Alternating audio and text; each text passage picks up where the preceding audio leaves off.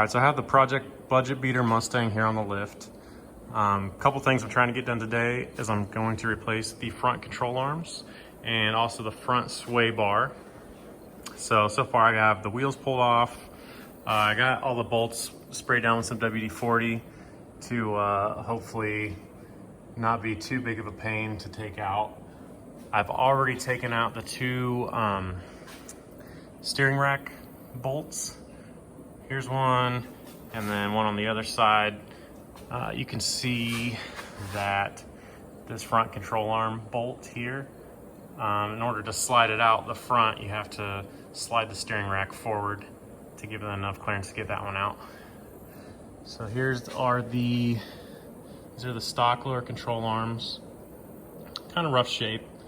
And it's starting to get pretty rusty from the salt on the roads here in the winter time. The bushings are shot, starting to crack. So I have a new set of the Ford Performance control arms. I think they're also the same as the GT500 control arms. A little bit of a difference here just looking at them.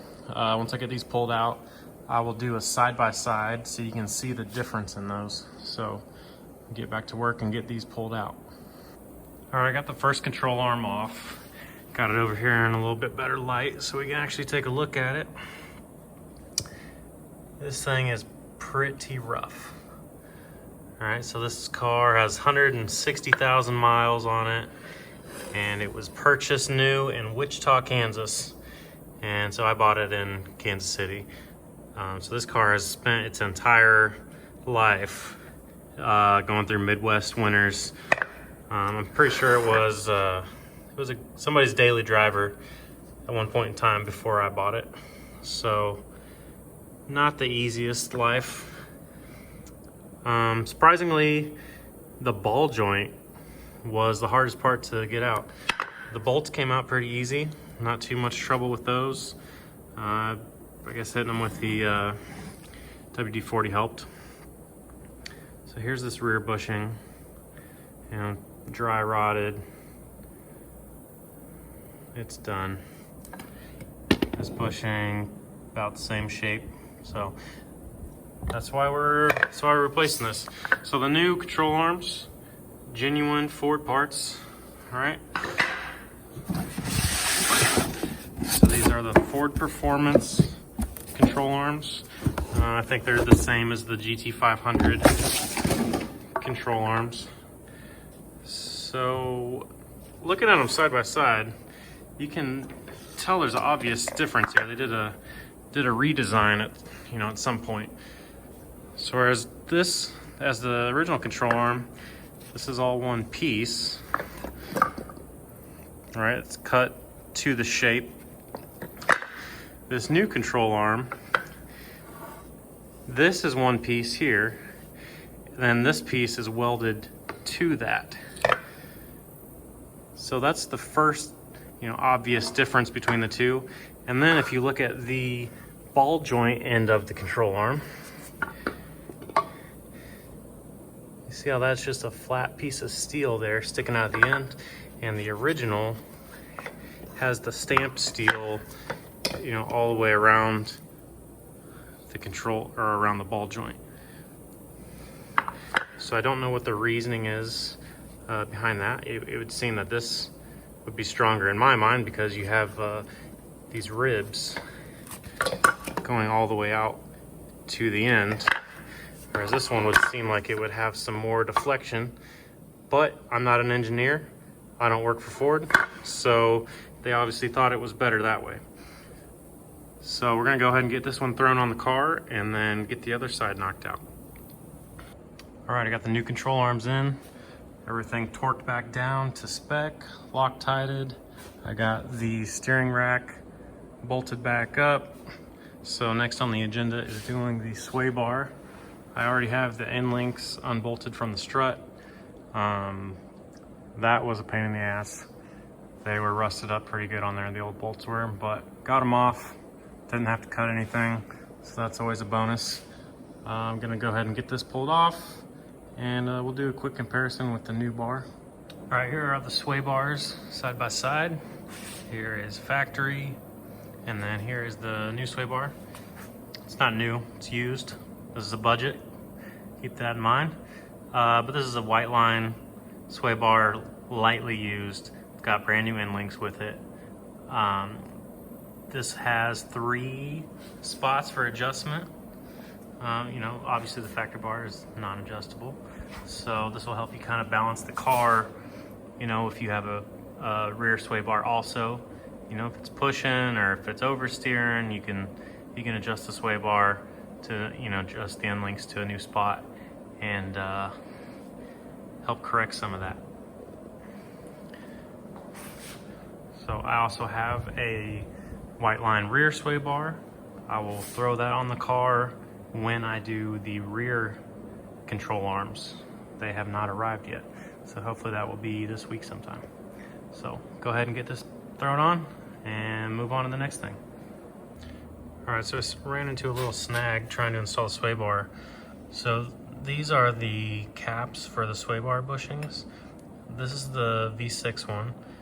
This is the V8 one. This is a stock Ford piece off of a GT.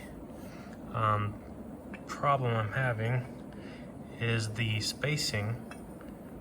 The V6 bar bolt spacing is 3.5 inches, and the GT bar, the bolt spacing is 3 3/4 inches.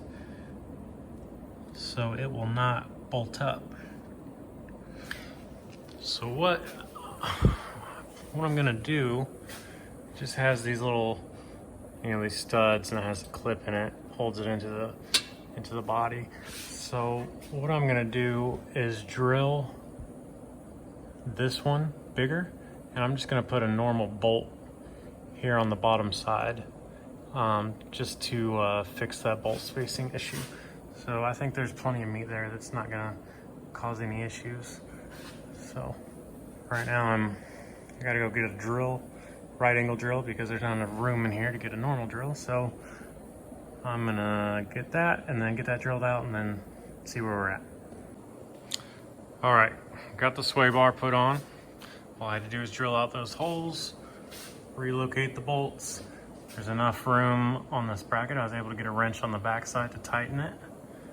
So that's taken care of. No problems there. I got the end links. I basically just set them to the same length as the factory ones, which is all the way in. I still need to tighten them up, but I'm gonna drop the car down a little bit to do that. I set it on the last hole, so this would be the softest setting. As you go in, it'll get more firm because it's harder to twist, because it'll have less leverage there. So that would make the front end of the car stiffer. So until I get the rear bar put on, we're gonna leave it on the softest setting. And so I'm gonna drop it down and tighten those bolts up. All right, welcome to my office. So I ran out of daylight out of the shop, didn't get to do my recap out there, so we're doing it here. I was about to get the video put together and upload it, and then realized I hadn't done the recap yet, so here we are. Just kind of want to go over what we got done on the car. So starting out, we did the lower control arms. The old ones were shot, they're rusty, the bushings were gone. Checked them out, checked out the ball joints. They were really loose, so it was a great time to get that done. Even if I wasn't going on track, the car needed all that work done. So then we went ahead and did the front sway bar, which we had to make a little modification to the radiator support. I did not anticipate that. I expected that to be the same between the GT and the V6. Kind of surprising that was different. So next projects we got coming up, all the rear control arms, so upper lower control arms, panhard bar, and also the rear sway bar end links. Once we get that knocked out, we will do the brakes. I have the Brimbos go on the front. They're the GT500 or the Performance Pack brakes. Same thing, I believe. 14-inch Brimbos, four piston, not the 6 piston. Then we have a set of new wheels to go on, so I'm excited about that. And then basically get this car ready for the track. I have a cruise to go on next weekend. A friend of mine has a shop up in Platte City, Missouri, Hot Wired Customs. So he's putting on a little cruise next weekend out to a local brewery. So try to get the car wrapped up this week and then make it to his cruise on Saturday and give it kind of a little shakedown. And then I'm shooting for Track Night in America, Heartland Park on October 15th. So hopefully everything goes smooth and we'll make it out to the track before this year's over. You know, put 2020 behind us. So thanks for watching.